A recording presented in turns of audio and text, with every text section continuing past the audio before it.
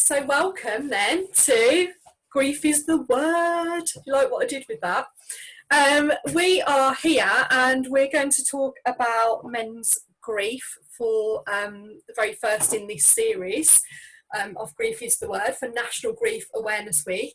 And I am joined by Neil Campbell, Bereavement Counsellor, and also one of the members of my bereavement network, Darren Evans, who is the founder of Aftercloud, and also McDonald, who is the founder of Flow for All. So welcome, everybody. Thanks for being here.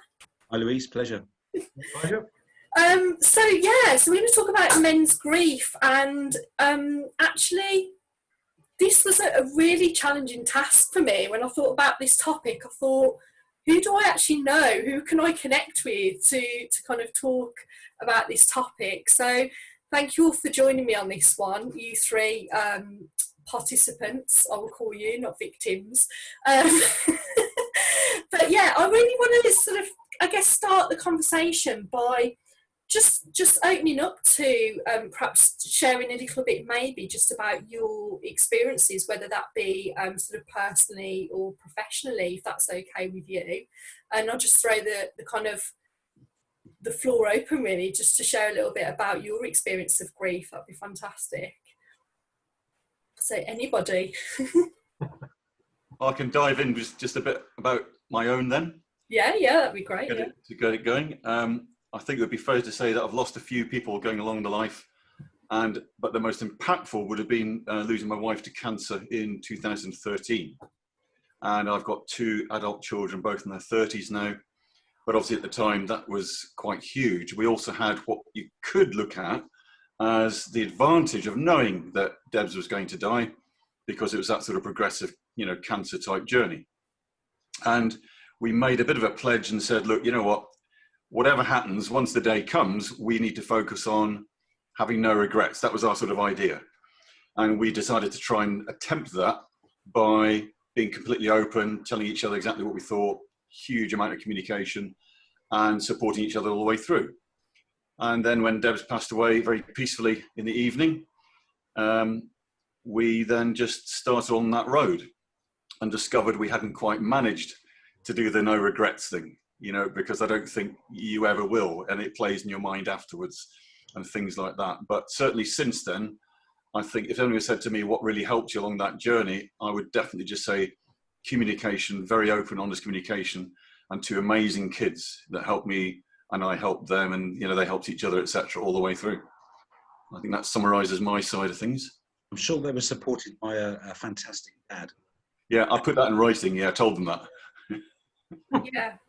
That's really interesting, Matt, because I've obviously heard from clients also situations, listened to talks and things. There's one last week at the Good Grief Festival about parenting, during that grieving process, but also this idea that actually being a parent almost helped to I don't know what the word is, maybe keep some kind of focus or a reason just to kind of keep going, because there's that sort of dependency from children.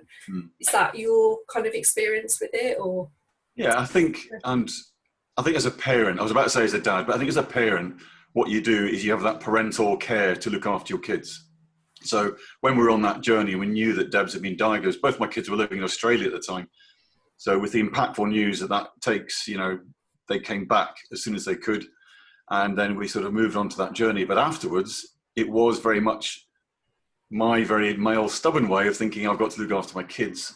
And I didn't necessarily think about looking after me. That was my prime objective. But they educated me quite quickly by actions rather than telling me off, you might say. And then letting me realise slowly that I actually needed to look after me too. Yeah. So yeah, very interesting experience. And what is your experience, Neil? If I could just, I guess, bring you in onto this of, working perhaps with dads that have lost spouse. My grief started when I was 13 and away at boarding school. A very, very different upbringing, because I lived in a household in which my grandparents and my parents lived in the same household. So we lost my grandfather and my father, the two main men in my life when I was 13 and 14. And the problem was I was away at boarding school at the time and came home for about 3 weeks for the funerals and then back to boarding school. And it was never ever mentioned again. Not by friends, not by teachers, not even by matron, etc.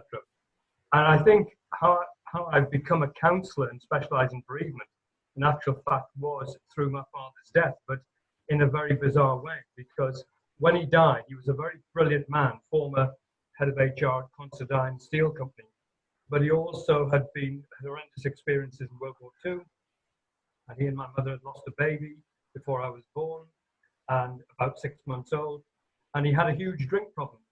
And so when he died, that was one of the contributing factors. So by the time I reached in my 30s, I was almost heading down the same road as him.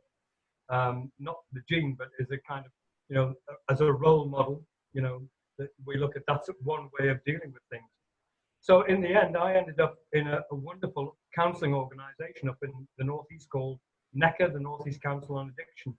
And I was there as a proper client for about a year and a half and discovered that the drink problem was in actual fact masking my grief for my father. And at the end of the day, one of the things I worked out, because one of the things that I pride myself in most is that I actually went back. First of all, I was a client, but then I went back 2 years later as a counsellor. So I was like a poacher turned gamekeeper.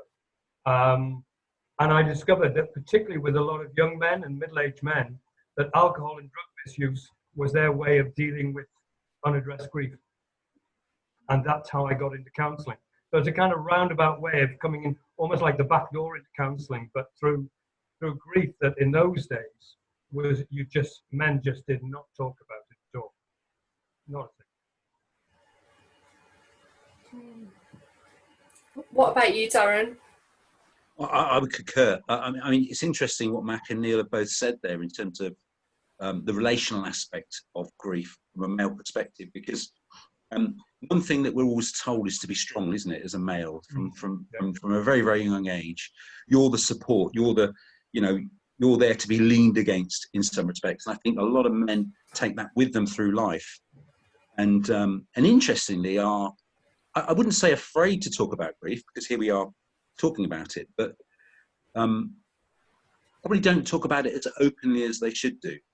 And I think it's different from a female perspective, because you have very, very close networks of females that are open and talk and discuss. And men don't do that. We have buddies, we have colleagues, we have work friends. I think in terms of friendships that I've got, real friendships, I could probably count on my hand. I've got acquaintances, I've got very, very good friendships that I can always call upon from my days in the army. But close relationships, very, very few. And I think that's where you get those meaningful conversations. So in relation to men's grief, I think, I would agree. Drug misuse, alcohol misuse, or abuse.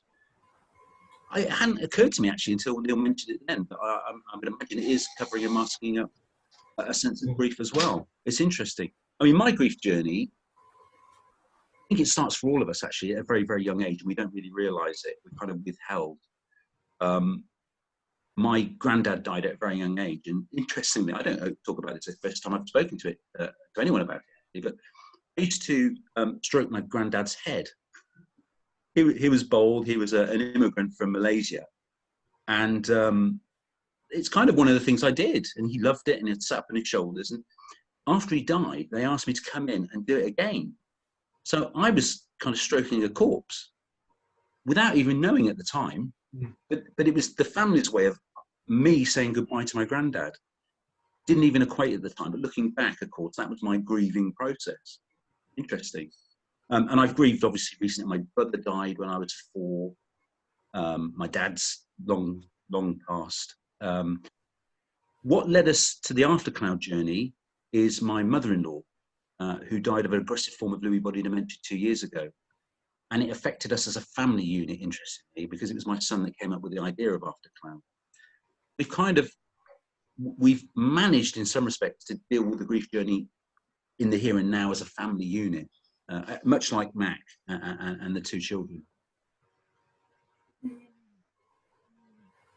I wonder if there's also, I don't know, I mean, without disclosing ages, there might be some kind of generational or sort of similarities in culturally, the way in which children have been kind of brought up around grief as well. And like you said, Neil, about the whole expectation about how you deal or don't deal with grief. And I mean, there is still some of that knocking about today, isn't there, about, men don't show their emotions or aren't expected to, man up. You hear those kind of statements still said now, don't you? So I just wonder how much of an effect that also has on men's ability to grieve or feel able that they can. I think men are very poorly served as well by what we call the traditional rites of passage, which have virtually disappeared in our country. If I go back to my father's death, and I mean, obviously it looks like I'm old enough to be the father of these two, Mac and Darren. And very nice that you said there, Louise, before, delicately about age there before revealing it. But when my father died, it was, as I remember, a very, very traditional funeral kind of and build-up, which lasted for nearly 4 days. And I think now the traditional, so for instance, when my father died, he was brought back to the house in a coffin. They'd done all the bits and pieces, and he lay almost in state in the coffin with the lid off for 3 days and 3 nights for people from Scotland and family to come down, pay their last respects, etc. And we all, I mean, I can remember at the age of 14 having to do my turn over the 4 days, where I did 2 3-hour vigils sitting at the coffin, and if anybody came up the stairs to view the body, my job was to peel the lace handkerchief over his face. The person would come in, pay their respects, touch the coffin, and go back down and have a dram to wish him Godspeed. And then on the morning of the funeral, everybody was in the bedroom, including the minister, as the lid goes down. So, and then back to the house with funeral tea. And I suppose when you look at it now, it is the type of funerals we have now, which is quickly into the crematorium and out, fits our instant, immediate, rather unkind and selfish society that we've got. So I think that perhaps in those days it was a lot easier for men to at least embrace that kind of thing, whereas now it's so quick and away. I don't think that helps men at all.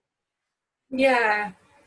I guess what stands out to me about that is that also, though, there might have been a lot of emphasis on the practical side of grieving, like engaging in rituals and so on, but maybe less so about the emotional side, or less opportunity to express, emotionally, maybe. I think it's that old adage of boys don't cry. Interesting, isn't it? Because we're taught from a very, very young age, sticks and stones and all things nice and etc., etc. I'm a personal believer that death, grief, and everything that surrounds both should be taught in school. It should be part of the curriculum. Oh, absolutely. Absolutely. Couldn't agree more. I think the younger we can teach, the younger they are, that we can teach them that grief is a natural process, death is a natural part of life. It's, the bookends of life, birth and death. The younger we can kind of convey our thoughts from a professional perspective as well, the better, personally. Yeah, I couldn't agree more. I mean, I work with bereaved children, and when you actually liaise with the school, all they want to do is just hand it on to you. That's it. They just want to say, you deal with it. And I've often had conversations with head teachers and said, why don't you have some kind of classroom information kind of giving, or some kind of lesson on it? And they just look at me like I'm from Planet Zoo. Well, the other thing as well is, I agree with Neil, grief takes various shapes and forms, doesn't it? It doesn't necessarily have to be about death per se, although obviously that's our natural understanding. But a lot of the kids that were off in the first sort of COVID break, let's say, they were grieving for loss of their friendships and their friends and their circles and their ties. I mean, it was interesting to see and study. Not that I studied it, but from my own son's perspective, I know he was grieving the loss of his friends.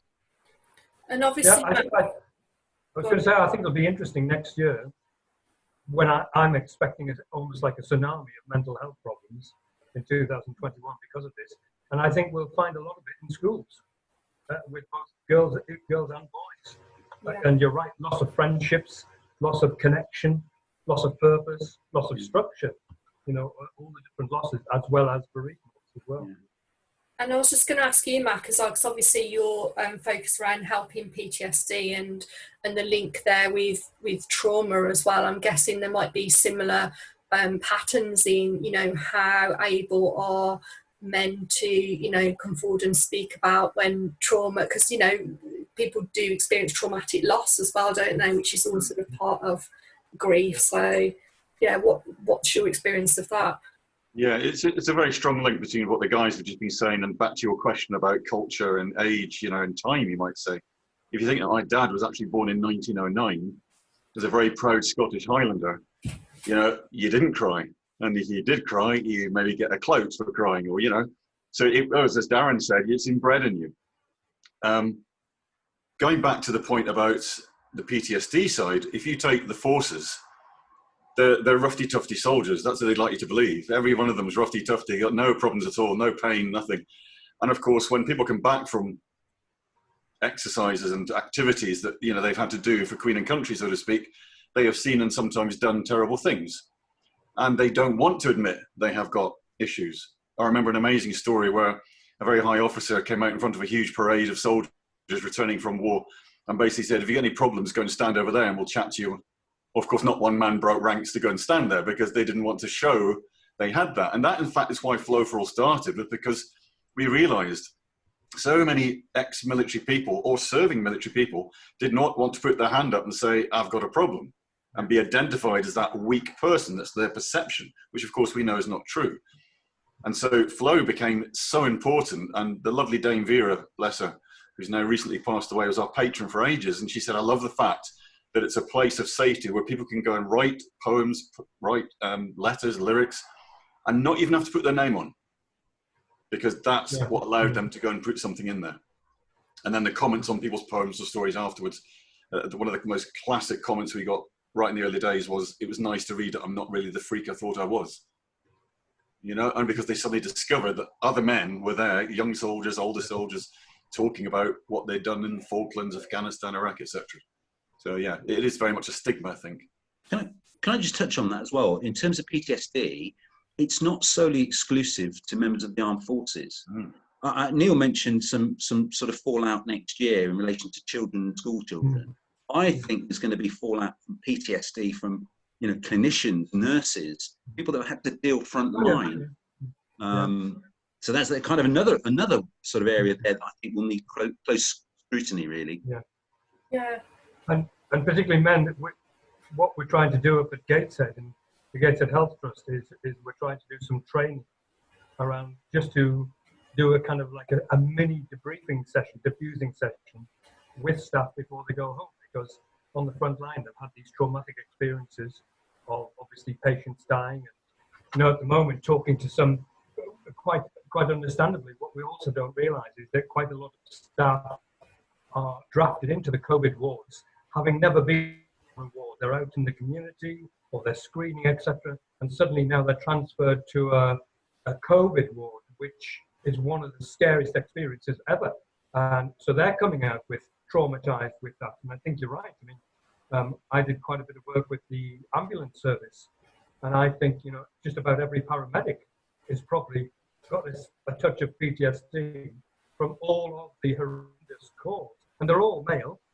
The old guard, as they say in the answer, of just saying, well, it's just part of the job, you've just got to get on with it.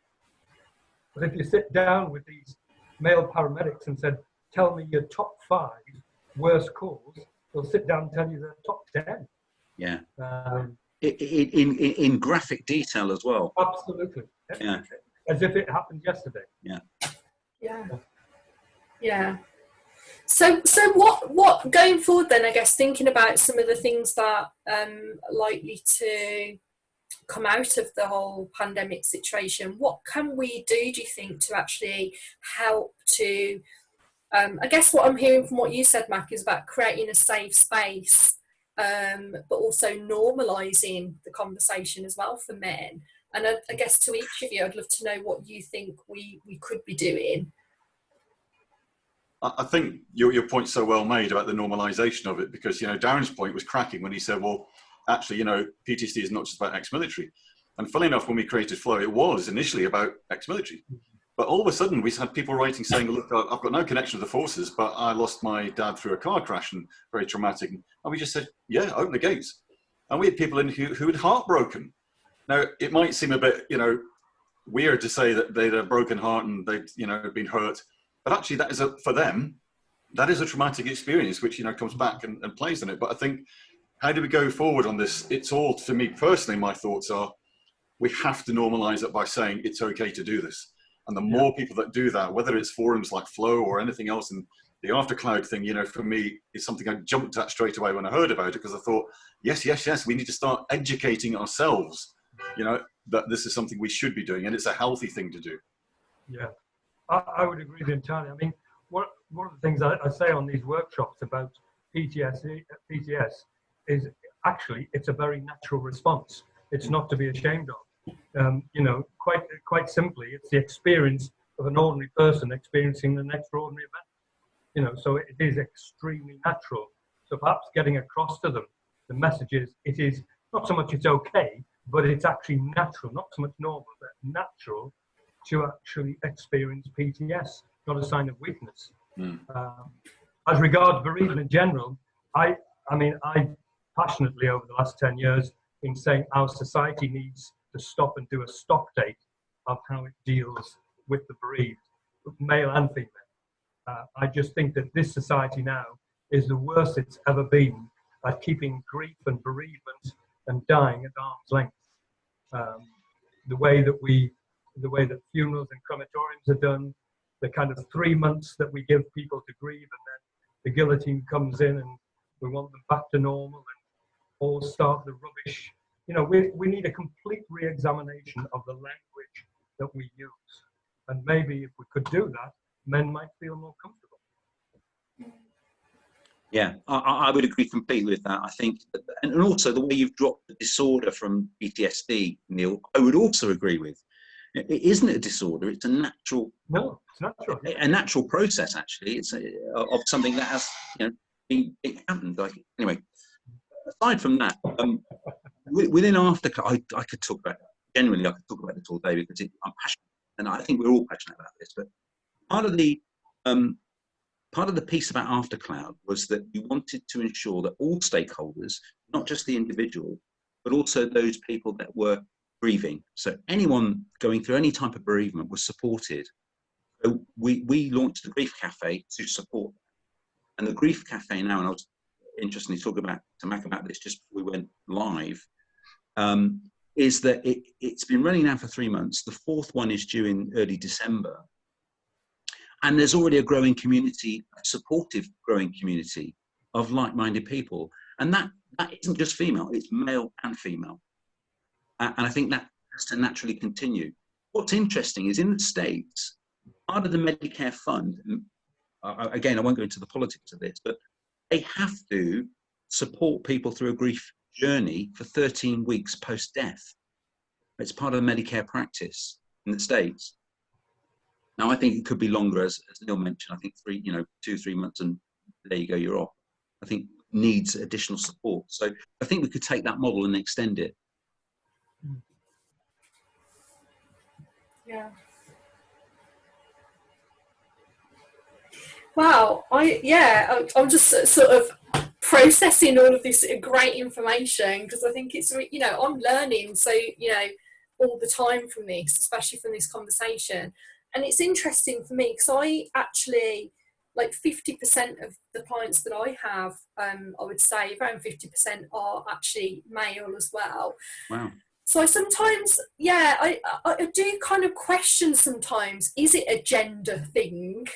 Or is it actually more about the fact that just people based on their experiences in life and values and beliefs and all of that, you know, that whole stuff that gives us our internal frame of reference to the world, does that just, you know, make up or affect the way in which we feel we can grieve or grieve? And does that really have anything to do with gender? So I do sometimes kind of question that. But going back to the story, the question about what we can do going forward. The other thing that came into my mind was the fact that I know there's a lot of really fantastic projects cropping up at the moment.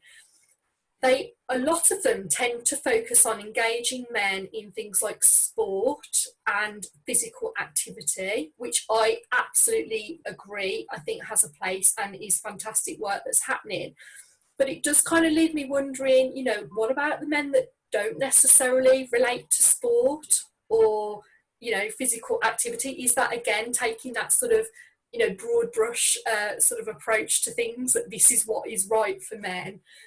So yeah, I just wondered what your thoughts are on that, really. And, you know, I guess thinking about what else we could be doing or what else could be done to actually engage other groups of men, maybe. There are some fantastic initiatives being driven through social prescribing at the moment. Men's Shed is one of those, where you know, people that are lonely and isolated, and this is men of all ages, be referred to a men's shed where they collate together as a group of men and make things, whatever it might be locally, but it's called Men's Shed. That's a great avenue, I think, to build on a community of men or of like-minded people. There are lots of channels for ex-forces. I'm part of ex-forces community, which is a hub. And again, that's a fantastic avenue to share information with like-minded people. I think there's a lot more that could be done for men specifically, but I'm biased. Yeah. Well, I mean, I'm not a man, so there's only so much I can understand. Maybe I'm a bit naive in thinking that perhaps, you know, there needs to be more. Maybe sport and typical man stuff, when I think about my husband, is actually the right way to go, you know, to engage in men. So what about you, Matt? Or perhaps there just needs to be more bereavement service, full stop, and bereavement support, which will include men. I mean, you know, going back to your network, Louise, which is, I love coming on it, I love being part of it, but it is unusual, isn't it, to turn up on a network and have 24 women in one man. And my question when I was looking at this, thinking, where are the men?